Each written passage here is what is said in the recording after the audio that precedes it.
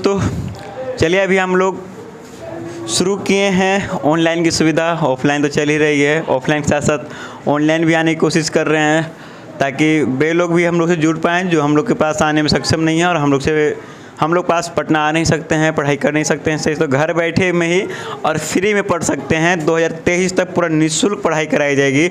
एक का क्वेश्चन आप लोग को यहाँ कराया जाएगा और ध्यान दिया जाएगा स्पेशलिस्ट मैट्रिक यानी 10th, जिसको बिहार में हम लोग मैट्रिक बोलते हैं ना, मैट्रिक बिल्कुल क्लास 10th का ही पूरा फोकस रहेगा। जो आप लोग फरवरी में जो आप लोग युद्ध लड़ेंगे ना, मेन फोकस आप लोग का, एक मिनट चुप रहेंगे, मेन फोकस आप लोग का सिर्फ उसी पर रहेगा।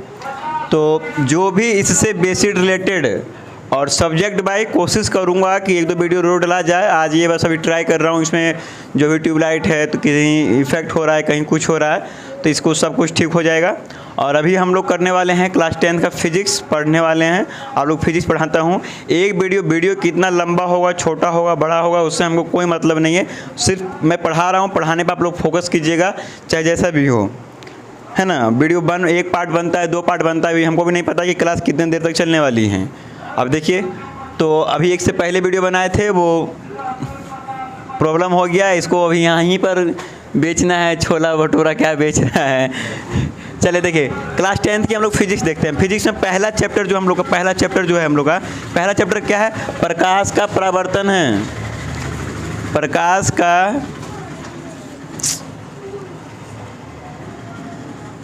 का परावर्तन है पहला चैप्टर। अब देखिए, इसका नाम ही में है प्रकाश का परावर्तन, मतलब प्रकाश और परावर्तन, मतलब कि इसमें ज़रूरी है कि प्रकाश आएगा और उसका परावर्तन हो जाएगा।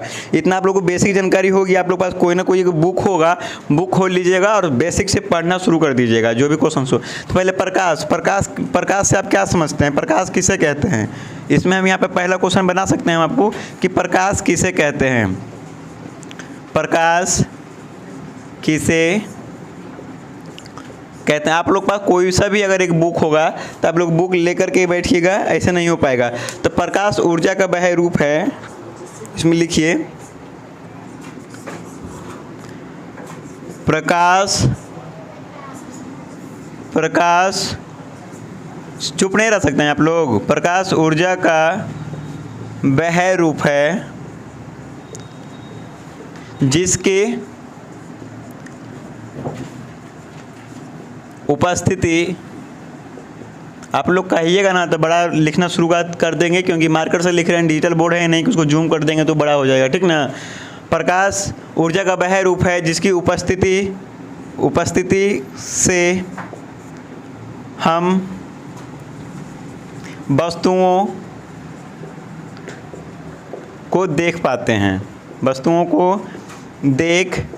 पाते हैं और जिसे प्रकाश कहा जाता है। चलिए ठीक है, इतना क्लियर हुआ, इतना समझ में आया। आप लोग को लिखना है, चाहे स्क्रीनशॉट लेना है, जैसे करना है कर लीजिए। अब देखिए, अब इससे जब आगे चलते हैं तो दूसरा पॉइंट आता है यहाँ पर, यानी कि मेरा दूसरा क्वेश्चन आता है। ये पहला क्वेश्चन था, ये चैप्टर फर्स्ट था। दूसरा क्वेश्चन आता है, प्रकाश का स्रोत किसे कहते हैं? प्रकाश का स्रोत किसे कहते हैं?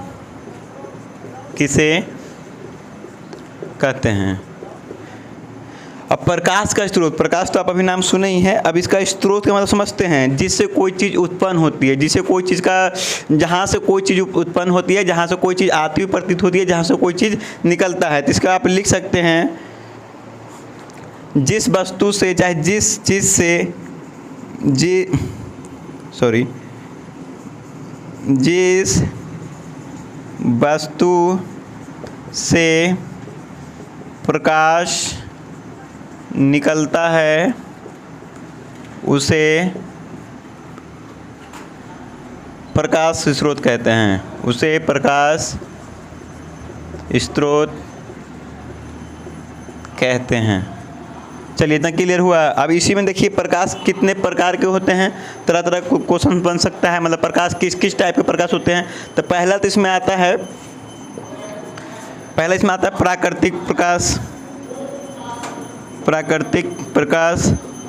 प्रकाश में क्या क्या है?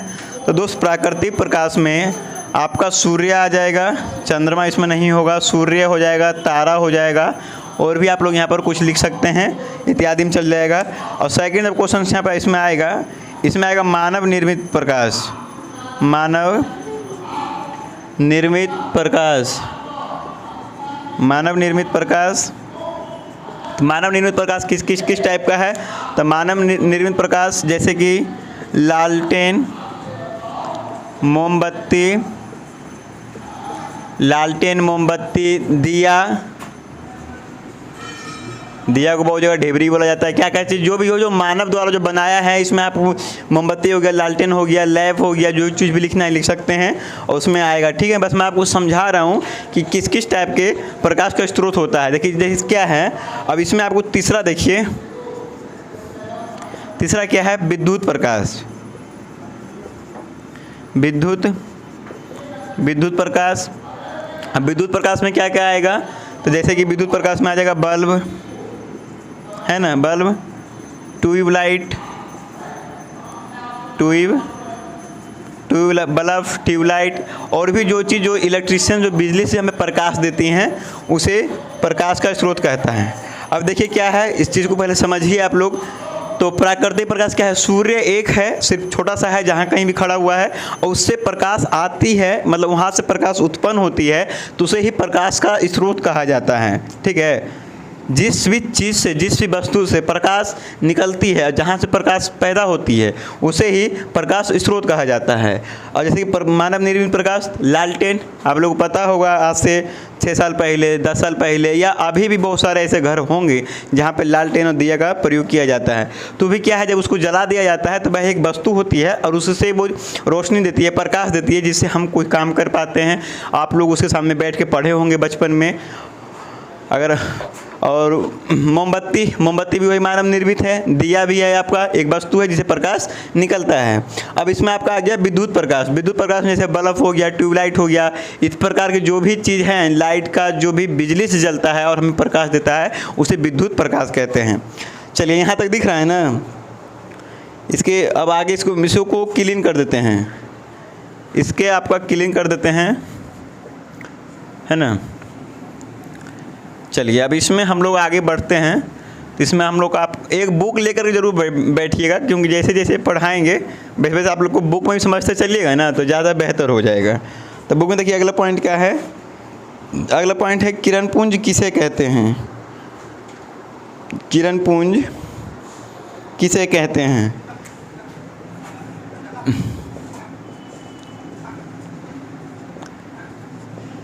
किरणपुंज किसे कहते हैं? प्रकाश का वह किरण जो एक दिशाओं से फैलती हुई चली जाती है, दौड़ती हुई चली जाती है, जिसे किरण कहते हैं, जो एक सरल रेखा में चलती हैं, है ना, जिसे किरण कहा जाता है। तो प्रकाश का किरण देख लीजिए। तो प्रकाश की किरणें के समूह को किरणपुंज कहते हैं। ठीक है, एक मिनट। प्रकाश की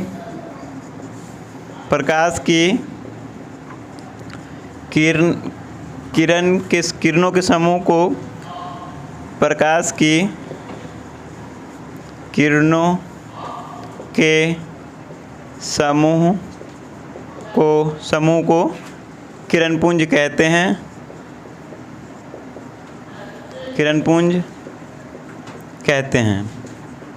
ठीक है, किरणपुंज कहते हैं प्रकाश की किरणों को, प्रकाश की कहते हैं। अब ये किरणपुंज कितने प्रकार के होते हैं? अब किरणपुंज कितने प्रकार के होते हैं? यहाँ पर इसका ही आप पहला कर सकते हैं कि किरणपुंज कितने प्रकार के होते हैं। इसमें ध्यान रखिए, ये 5 नंबर भी क्वेश्चन पूछता है। जब आपका इसका वर्णन करने के लिए बोल दिया जाएगा ना, तो आपके अभी इसमें 2 अंक, 3 अंक के, 2 अंक या 5 अंक के क्वेश्चन को भी यहाँ पर कराया जा रहा है ना। जितना वीडियो बने, पार्ट 1 बने, पार्ट 2 बने, जो वीडियो बने, आपका एक क्वेश्चन इसमें चलेगा। जो बोर्ड एग्जामिनेशन में पूछेगा, पूरा फोकस हम लोग का सिर्फ उसी पे रहेगा। ठीक है, तब इसमें देखिए प्रकाश किरणपुंज कितने प्रकार के होते हैं? तो 3 प्रकार के होते हैं, आप सभी जानते हैं। कितने प्रकार के होते हैं? तो 3 प्रकार के होते हैं।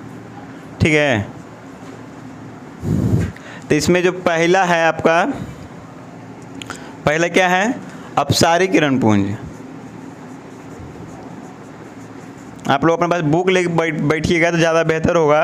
अपसारी किरण पुंज। देखिए जब इसमें आपको 1 नंबर का पूछेगा 2 नंबर पूछेगा ना, सिर्फ इतना ही पूछेगा प्रकाश किसे कहते हैं, अब भाई कितने प्रकार का होता है, तो आप जाके बोल सकते हैं कि भाई 3 प्रकार का होता है, तो वो सॉल्व हो जाएगा। लेकिन जब बोलेगा कि प्रकाश कितने प्रकार के होते हैं, उसके मतलब जितने प्रकार के होते हैं उसका वर्णन कीजिए, तब जब इसको वर्णन कीजिएगा ना, तब इसमें आपको थोड़ा समझ में आएगा। ठीक है, तो जब प्रकाश के इसमें उसको वर्णन कीजिएगा समझ जाइए इसमें आप। तो प्रकाश के किरणें एक बिंदु से होकर के प्रकाश, जब प्रकाश, एक मिनट बाहर है ना, जब प्रकाश एक बिंदु से होकर के फैलती हुई चली जाती है, उसे क्या कहते हैं, उसे अपसारी किरण पुंज कहते हैं। उसे अपसारी किरण पुंज कहते हैं। ठीक है, जैसे में आप देख सकते हैं कि कोई भी जब एक बल्ब होता है, जब वो प्रकाश देता है, प्रकाश क्या है, एक ही बिंदु है और उससे प्रकाश क्या पूरे रूम में फैलती है, यानी कि वो प्रकाश फैलती हुई चली जाती हैं। ठीक है, तो इसका अगर जो आप लोग को चित्र बनाना होगा तो आप यहाँ पे चित्र कुछ इस तरीके से बना सकते हैं।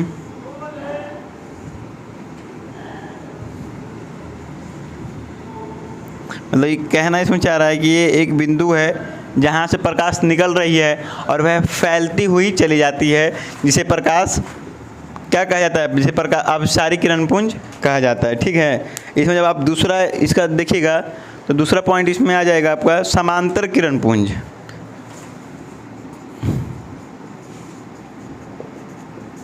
समांतर किरण पुंज। समांतर किरण पुंज में क्या है, इसमें क्या क्या होता है, समांतर किरण पुंज किसे कहते हैं, तो ऐसे किरण पुंज, यहाँ दिख रहा है ना, ऐसे किरण पुंज जिसमें प्रकाश की किरणें एक दूसरे के समान होते हैं, उसे समांतर किरण पुंज कहते हैं। ठीक है, मतलब ऐसे किरण पुंज जो एक दूसरे के समांतर हो, मतलब एक दूसरे की सीधी रेखा में चल रही है, उनकी किरण जो उनकी बेग है एक दूसरे के बिल्कुल सीधे हैं। यहाँ दिख रहा है ना, चित्र बना यहाँ पर, तो यहाँ पर जब भी इसकी मतलब ये एक बिंदु से नहीं निकलेगी, ये सीधी चलती चली जाएगी और ये हमेशा एक दूसरे के समान होंगे। ठीक है, आप जितना बना सकते हैं बनाइए, एक दूसरे के समान होंगे, इसमें ये आ जाएगा। तीसरा इसके नीचे नहीं आएगा, ऊपर में ऊपर क्लीन कर देते हैं। तीसरा क्या होता है, तीसरा होता है अभिसारी किरण पुंज। रुकिए इसे क्लीन कर देते हैं, 1 मिनट लिख लीजिए आप लोग, हो गया आपका।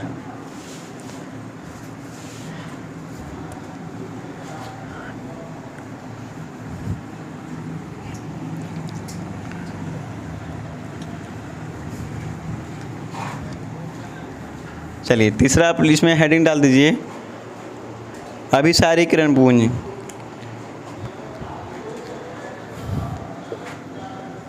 तीसरा है ये अभिसारी किरण पुंज।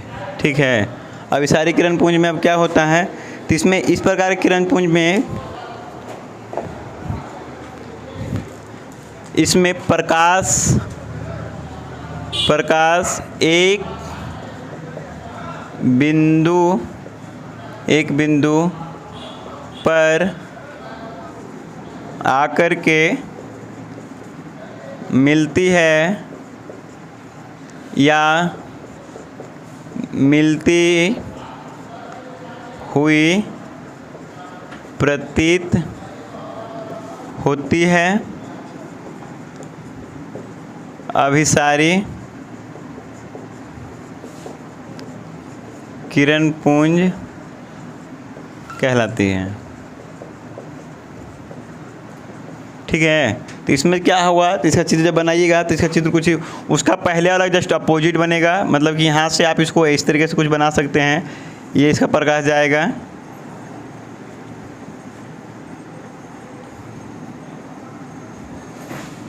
मतलब एक बिंदु से एक बिंदु पर जा कर के ये मिलती हुई प्रतीत होती है, मतलब प्रकाश इस वेग से जा रही है और ये एक रास्ते पर, मतलब एक बिंदु पर जा कर के ये रुकेगी, या रुकते हुई प्रतीत होती है या मिलते हुए हमें प्रतीत होती है। चलिए ठीक है, अब अगला पॉइंट इसमें आप डालिए हेडिंग। क्या हो गया, ये तो हो गया ना, परावर्तन का नियम कराते हैं। अब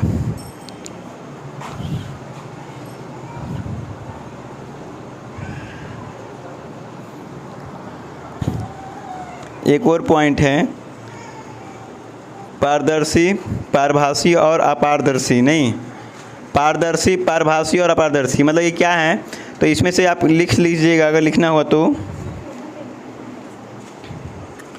पारदर्शी लिखिए, बे पदार्थ पारदर्शी, पहले पॉइंट इसमें डाल दीजिए। ऐसे तो क्वेश्चन बना के लिखना है तो लिख लीजिए पारदर्शी, पारदर्शी प्रकाश किसे कहते हैं।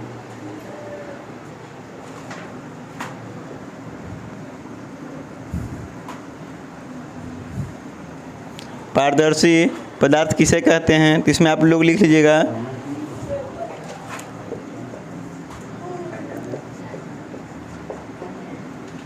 पारदर्शी में आप लोग लिखिएगा बे पदार्थ, बे पदार्थ जिनसे होकर के प्रकाश आसानी से पार कर जाएं, पारदर्शी कहलाते हैं, पारदर्शी कहलाते हैं। ठीक है ना, मतलब ऐसे पदार्थ जिनसे प्रकाश आसानी से पार कर जाते हैं पारदर्शी पदार्थ कहलाते हैं।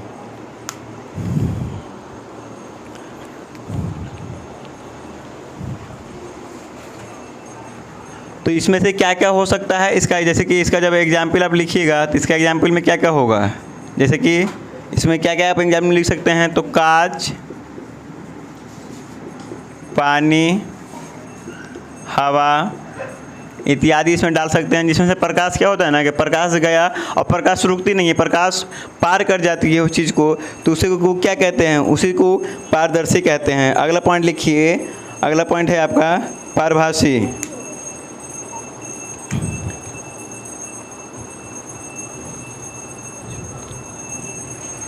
पारभासी लिखिए आपने इसमें दूसरा, एक मिनट, पारभासी, पारभासी में क्या है, तो पारभासी में है बे पदार्थ जो उन पर पड़ने वाले प्रकाश को एक छोटे से, बे पदार्थ जो उन पर पड़ने वाले प्रकाश को एक छोटे से कण में ही निकलने देते हैं या पार होने देते हैं, एक छोटे से भाग को ही अपने में से पार होने देते हैं, एक छोटे से कण या भाग को ही अपने में से पार होने देते हैं,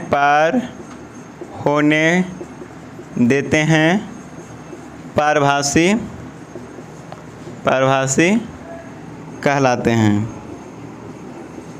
ठीक है, पारभासी कहलाते हैं। ठीक है ना। जैसे जैसे इसमें आप क्या लिख सकते हैं, जैसे तेल का लगा हुआ कागज़, घिसा हुआ कांच, है ना। इसमें आप जैसे में लिख सकते हैं तेल तेल का लगा हुआ कागज़, घिसा हुआ कांच, घिसा हुआ कांच, तेल का कागज़, घिसा हुआ कागज़ और रबर, बैलून का रबर, इसमें आप दे सकते हैं बैलून का रबर इत्यादि। इसमें से क्या है ना कि प्रकाश जब भी जाएगा तो ये पारभासी में इसी टाइप का होगा कि उससे वो एक कण को ही वो बाहर, एक भाग को ही उसको बाहर की ओर निकालेगा। ठीक है। तीसरा अपारदर्शी, अपारदर्शी में लिख लीजिए अपारदर्शी, यहाँ नीचे दिख रहा है ना। तीसरा पॉइंट में अपारदर्शी, अपारदर्शी में लिख लीजिए बेप्रकाश,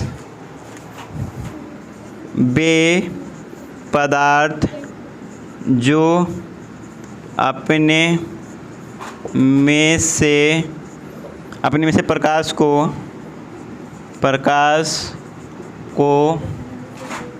पार होने ही नहीं देते हैं, अपारदर्शी कहलाता है। अपारदर्शी कहलाता है। ठीक है। अब अपारदर्शी में क्या क्या आएगा, तो इसमें जैसे कि कोई भी लकड़ी का टुकड़ा आ जाएगा, कोई मोटा चीज़ आ जाएगा, है ना। तो इसमें आप जब जैसे में लिखिएगा तो जैसे में आप लोग लिख लीजिए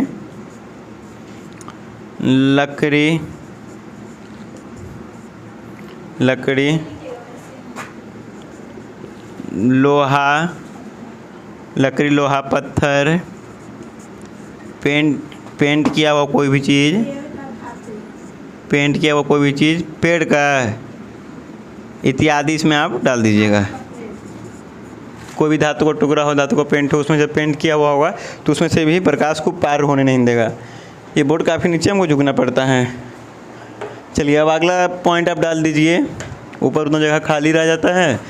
अगला पॉइंट आप लोग डाल दीजिए प्रकाश का परावर्तन का नियम, परावर्तन का नियम। ये लिख लिए ना, नहीं लिखे हैं तो लिख लीजिएगा। आप लोग का हो गया। सुमित, शिवम पांडे, निकिता आपका हो गया बेटा। चलिए देखिए आगे बढ़िए। ललिता, चलिए आप लोग का, इन लोगों का ये थोड़ा सा पढ़ा हुआ है, करवा दिए थे, तो इन लोग का बस रिवीजन क्लास चल रहा है ना। इन लोगों को पता भी नहीं था कि सर आज कुछ ऑनलाइन पढ़ाने वाले हैं। ठीक है। परावर्तन का नियम, ललिता भी हंस रही है रे।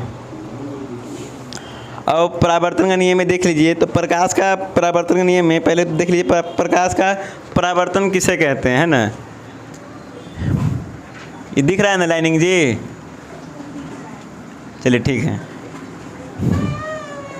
प्रकाश का परावर्तन किसे कहते हैं। चलिए ठीक है। इतना हम लोग को आ गया। तो प्रकाश, जब प्रकाश की किरणें किसी सतह या फिर किसी, मेरा वो मार्कर कहाँ गया ब्लू वाला, ये रहा, वो थोड़ा कम चलता है जो पॉकेट में है यार। तो प्रकाश की किरणें, प्रकाश की किरणें जब किसी सतह से टकराती है या फिर टकराकर जब वापिस होती है, तीसरी घटना को टकराकर वापिस हो जाती है,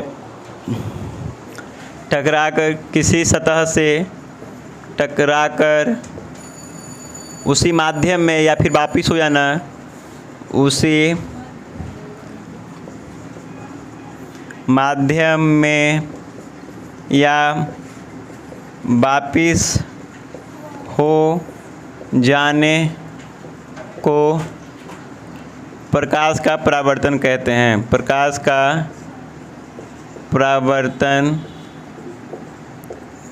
कहते हैं। ठीक है, इतना आपका क्लियर हुआ। अब अगला वाला पॉइंट पर आ जाइए। प्रकाश के परावर्तन में ही आगे वाला जो पॉइंट देखिएगा, इसमें प्रकाश के परावर्तन का नियम।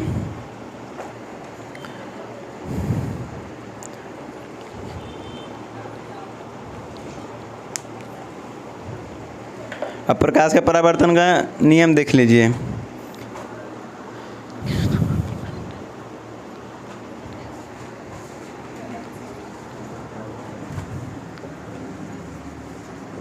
परावर्तन के नियम।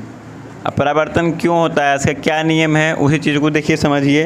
तो प्रकाश, इसलिए प्रकाश की किरणें किसी सतह पर पड़कर प्रकाश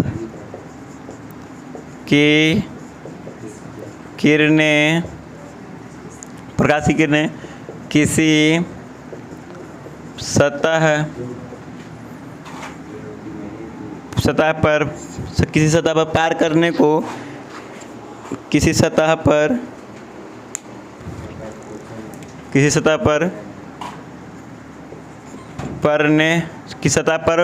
भी सतह को पार करने या फिर सतह पर कर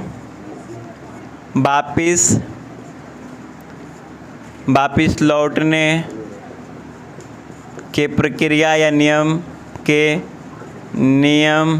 जो नियमों का पालन करती है। लौटने के जो नियमों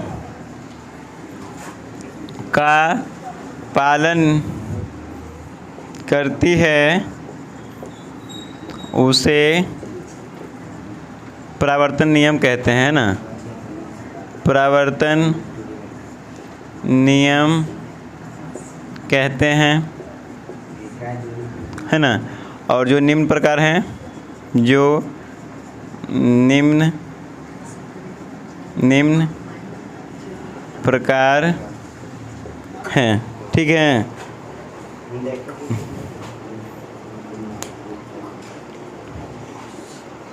चलिए ठीक है। इसमें आपको एक प्रकाश का पहले ये पॉइंट लिख लीजिए, फिर उधर चित्र बना देते हैं हम। तो पहला पॉइंट इसमें डाल दीजिए, आपतित किरण। पहला पॉइंट इसमें डाल दीजिए। थोड़ा इधर दिख रहा है ना, यहाँ तक यह दिख रहा है ना, नहीं दिख रहा है, दूर चल गए। आपतित किरण, कुर्सी को इधर कर, ठीक है ना। आपतित किरण में देख लीजिए, किसी सतह पर पड़ने वाली किरण को आपतित किरण कहते हैं। किसी सतह पर पड़ने वाले किरण को आपतित किरण कहते हैं। ठीक है, अब दूसरा पॉइंट क्या है इसमें? दूसरा पॉइंट है आपका आपतन बिंदु। आपतन, आप लोग चुप नहीं रहिएगा, हैं? हम नहीं आ सकते वहाँ पर माइक खोल करके। आपतन बिंदु, जिस बिंदु पर आपतित किरण सतह से टकराती है, जिस बिंदु पर आपतित किरण सतह से टकराती है, उसे आपतन बिंदु कहते हैं। ठीक ना, उसे आपतन बिंदु कहते हैं। ठीक है, इसमें आप तीसरा पॉइंट डाल दीजिएगा, परावर्तित किरण।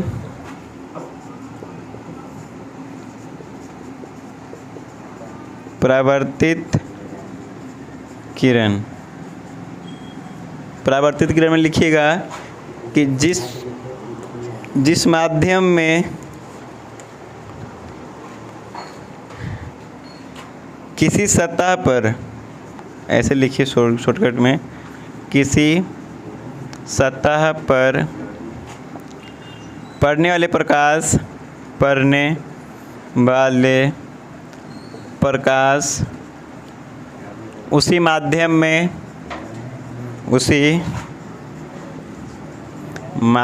में या वापिस लौट जाने की क्रिया को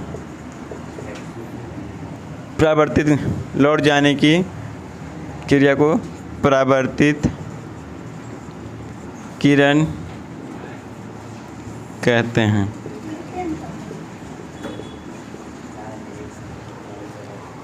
परावर्तित किरण कहते हैं। ठीक है, अगला पॉइंट लिख लीजिएगा, अभिलंब।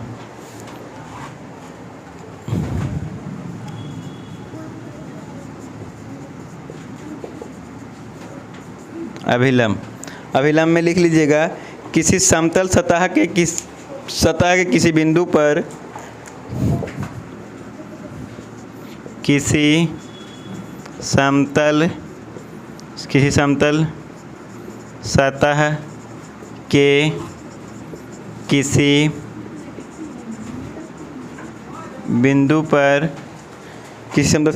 बिंदु पर खींचे हुए लंब को उस बिंदु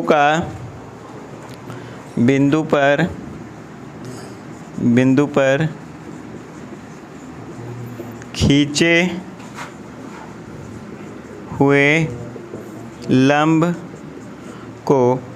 हुए लंब को अभिलंब कहते हैं, है ना।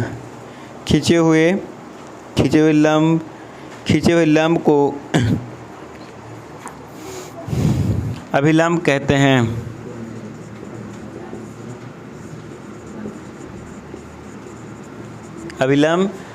हैं। चलिए अगला पॉइंट देख लीजिए, आपतन कोण और परावर्तन कोण, दो कोण है इसमें भी, और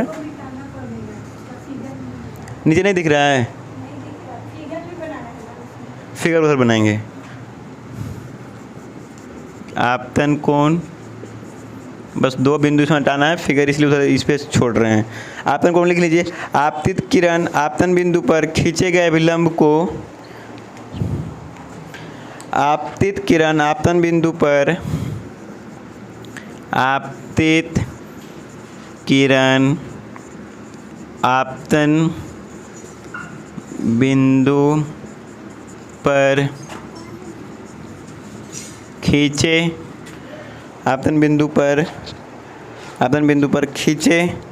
खींचे गए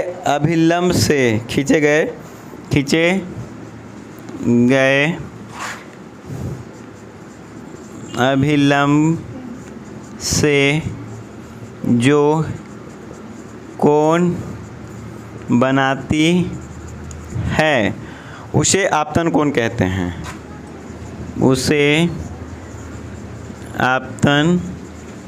कोण कहते हैं। अब एक और इसमें पॉइंट दिखेगा, परावर्तन कोण, बस लास्ट पॉइंट है इसमें, दिख रहा है ना नीचे, परावर्तन कोण में लिख लीजिए वही बात, परावर्तित किरण आपतन बिंदु पर खींचे गए विलंब से परावर्तित किरण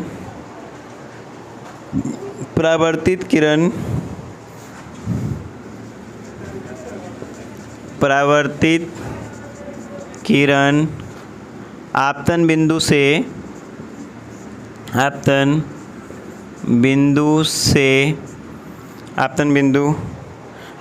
बिंदु पर खींचे गए अभिलंब आपतन बिंदु पर खींचे गए अभिलंब से आपतन बिंदु पर खींचे गए अभिलंब से जो कोण बनाती है उसे परावर्तन कोण कहते हैं। ठीक है, उसे परावर्तन कोण कहते हैं। नीचे दिख रहा है ना, नीचे के पार्ट दिख रहा है कि नहीं, कहाँ तक दिख रहा है? या परावर्तन कोण दिख रहा है? चलिए हम बोल दिए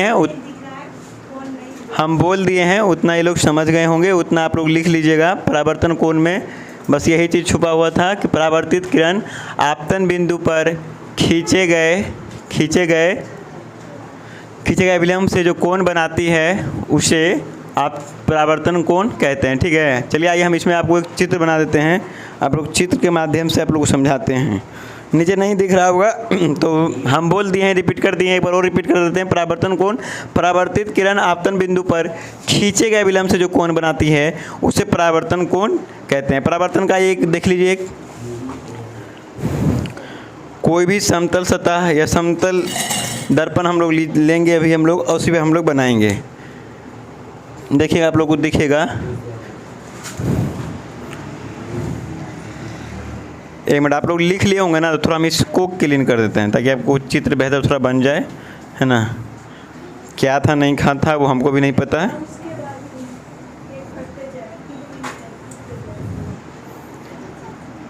ये देखिए हम लोग समतल दर्पण लेते हैं, समतल दर्पण, ये आपका समतल दर्पण है, ये आपका क्या है? समतल दर्पण है। ये दिख रहा है क्या लाइन? पूरा लाइन दिख रहा है? नीचे जो लाइन ड्रॉ किए वो लाइन पूरा दिख रहा है? नहीं दिख रहा है? दिख रहा है क्या? आप लोग मजाक करते हैं, बुढ़ापा शरीर में भी हम लोग दोहराते हैं। चलिए ठीक है, ये आपका देखिए क्या है, एक समतल दर्पण है। समतल दर्पण में आप एक ही तरफ से देख सकते हैं, दूसरी तरफ से क्या पेंट किया हुआ रहता है ना, तो इसको हम इस तरीके से पेंट कर देते हैं। अब जैसा जैसा पॉइंट बोला है ना, वैसा वैसा देखिए हम लोग चित्र बना देंगे। आपतित किरण, किसी समतल दर्पण पर पड़ने वाली आपतित किरण को उस बिंदु पर आपतित किरण किसी सतह पर पड़ने वाले किरण को आपतित किरण कहते हैं। कोई यहाँ पर समतल दर्पण है या समतल सरफेस है कोई भी चीज़, यहाँ पर जब कोई चीज़ आपको पड़ा, ये है आपका आपतित किरण जब पड़ा, और इसका इसी बेग में इसका ये परावर्तन हो गया। ठीक है, तो ये हो गया आपका आपतित किरण, आपतित किरण। ये जो बिंदु है, जिस बिंदु पर पड़ता है, जिसको क्या बोला जाता है? अभिलंब बोला जाता है ना। क्या बोला जाता है इसको? अभिलंब तो नीचे को ना बोला जाएगा, इसको आपतन बिंदु बोला जाएंगे इसको। एक मिनट, आपतन बिंदु है ना। परावर्तित किरण इधर, अभिलंब जो हो जाएगा, अभिलंब, ये आपका अभिलंब हो जाएगा। ये बिंदु को हम लोग बोलेंगे आपतन बिंदु। आपतन बिंदु, जिस पर आपतित किरण जिस बिंदु पर पड़ती है उस बिंदु को आपतन बिंदु बोला जाता है। और इस तरफ के एरिया को क्या बोलेंगे? परावर्तित किरण। परावर्तित किरण, परावर्तित किरण। ठीक है, ये हो गया आपका अभिलंब।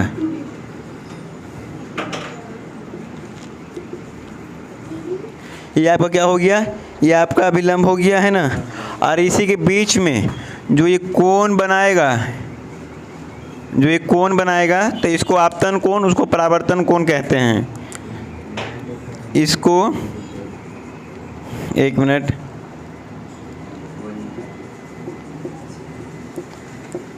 आपतन कोण, और इसको बोलते हैं परावर्तन कोण।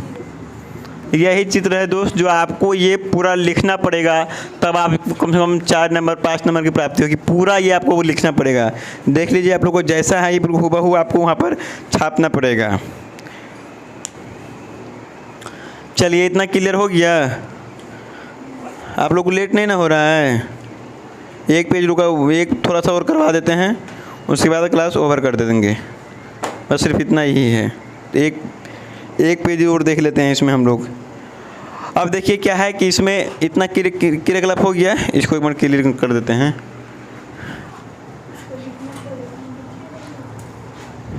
नहीं लिखी हो,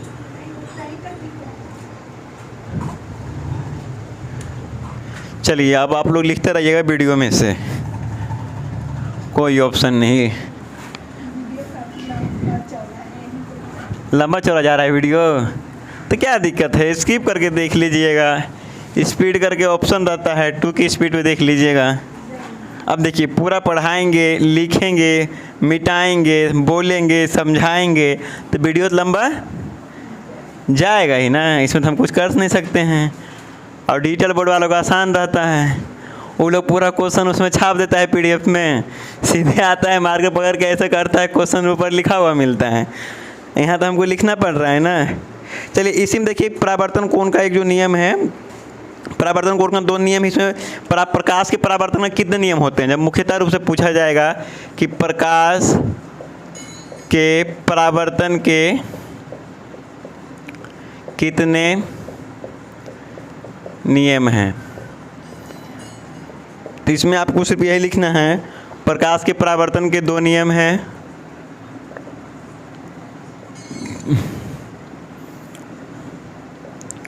प्रकाश के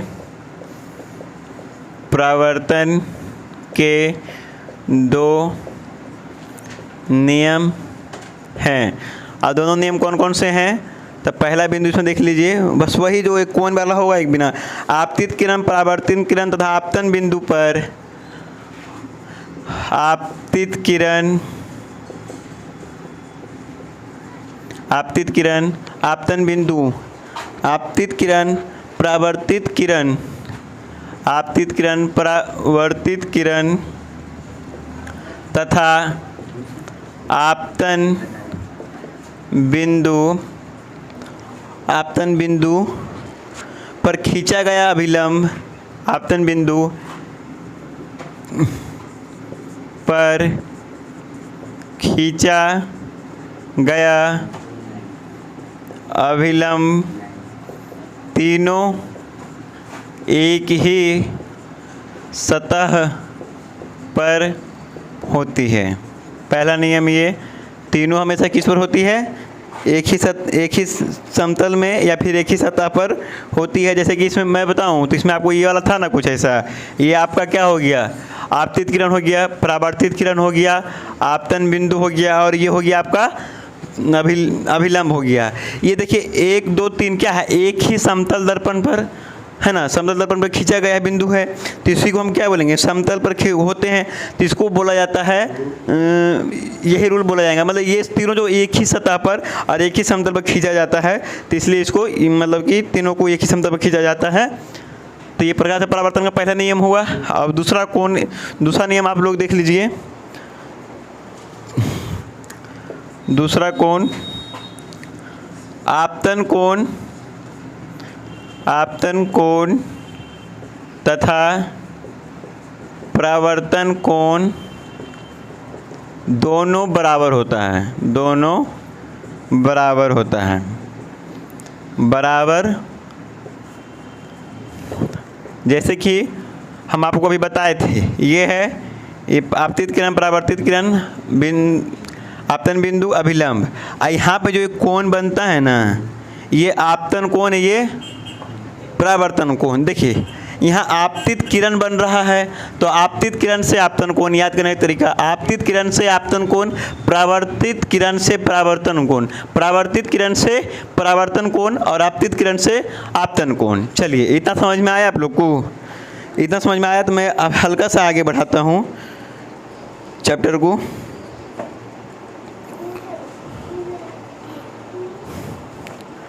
हल्का सा आगे बढ़ाएं। समतल दर्पण द्वारा बना एक क्वेश्चन लिखिए आप लोग। समतल दर्पण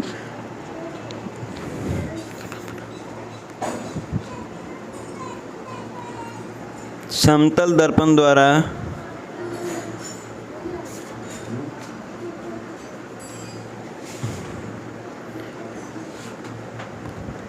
समतल दर्पण द्वारा बने प्रतिबिंब की विशेषताएं लिख लीजिए। समतल दर्पण द्वारा बने, एक मिनट, ए हल्ला, शांत नहीं रह सकते हैं आप लोग, इसको क्लीन करते हैं। ये प्रकाश के परावर्तन का जो भी था ना पोर्शन, ये आपका क्लियर हो गया, ठीक है। अभी हम लोग आगे बढ़ेंगे। अब आगे देखेंगे कि समतल दर्पण द्वारा बने प्रतिबिंब की विशेषताएं बताएंगे।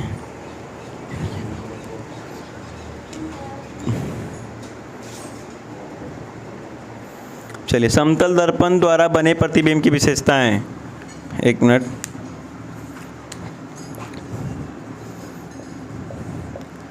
समतल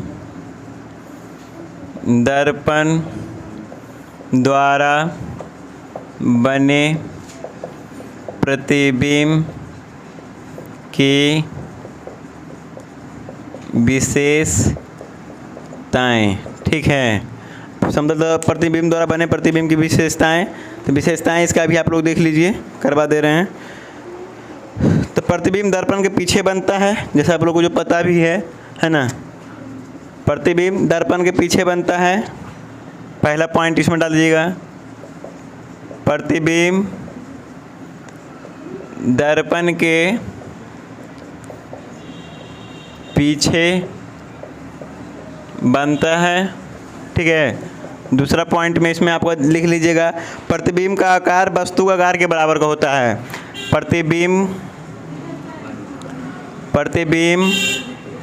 का आकार वस्तु के आकार का बराबर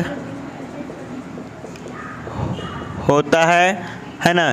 तीसरा पॉइंट आप इसमें देख लीजिएगा। तीसरा पॉइंट क्या है, प्रतिबिंब वस्तु की अपेक्षा सीधा बनता है। प्रतिबिंब वस्तु की अपेक्षा सीधा बनता है, ठीक है। इसमें चौथा पॉइंट देख लीजिएगा आप, प्रतिबिंब पार्श्विक रूप से उल्टा होता है।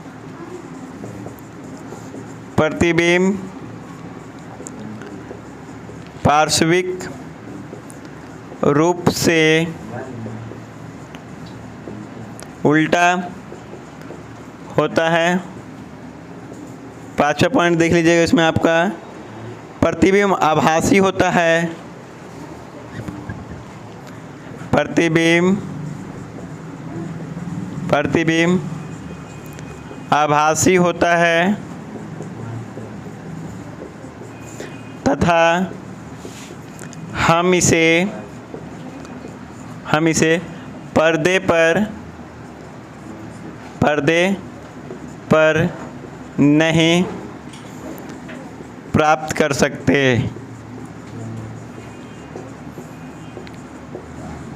ठीक है। अभी आई पॉइंट देखिएगा, आपका डन हो गया, उनका डन हो गया होमवर्क पूरा आप डन कीजिए। प्रतिबिंब दर्पण से उतना ही पीछे बनता है जितना वस्तु दर्पण से आगे होता है। प्रतिबिंब दर्पण से उतना ही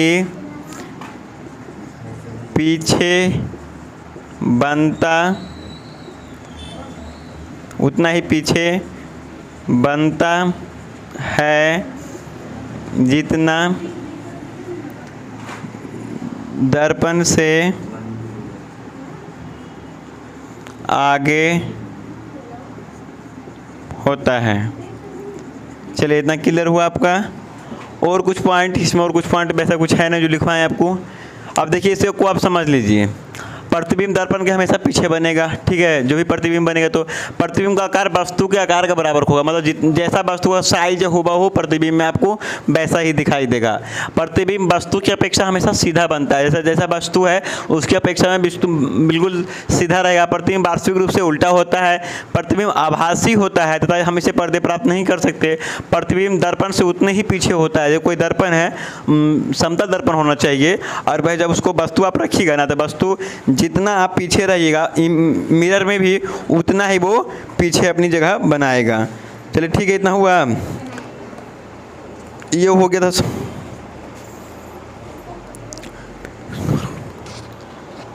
और समतल दर्पण किसे कहते हैं? तो वे दर्पण जिनका परावर्तक समतल हो, समतल दर्पण कहलाता है। ठीक है, चल रहा है ना वीडियो? चलिए अब आगे थोड़ा सा एक क्वेश्चन सोल्व करते हैं या फिर और कल कराया जाए? कल कराया जाए या गोलीय दर्पण करा दें? अभी कितना टाइम हुआ है? कितना टाइम हुआ है? 6:30 बज गया है। देखते हैं, बताते हैं। चलिए वीडियो भी थोड़ा लंबा हो गया है। चलिए अब आगे की वीडियो हम लोग जो भी क्वेश्चंस रहेगा, देखिए आगे क्वेश्चंस बताते हैं। गोलीय दर्पण, गोलीय दर्पण से वक्रता केंद्र जो भी होगा गोलीय दर्पण कल समझेंगे। गोलीय दर्पण लेकर इसका पार्ट 2 में इसको कोशिश करेंगे ना इसको पूरा ख़त्म कर देने के लिए।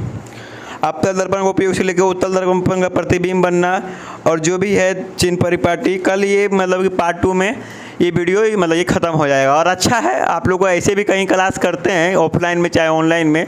ऑफलाइन में पढ़ते हैं देखिए एक दिन में चैप्टर थोड़ा नहीं कंप्लीट होता है, आपको एक दिन 2 दिन टीचर ले ही लेते हैं। और अब मेरे ख्याल से तो अभी हम ऑनलाइन इसमें कैमरा सामने पढ़ा रहे हैं, थोड़ा सा फास्ट ही वीडियो चला है, वरना यही क्लास इससे पहले और भी समाप्त हो सकती थी 1 घंटे में।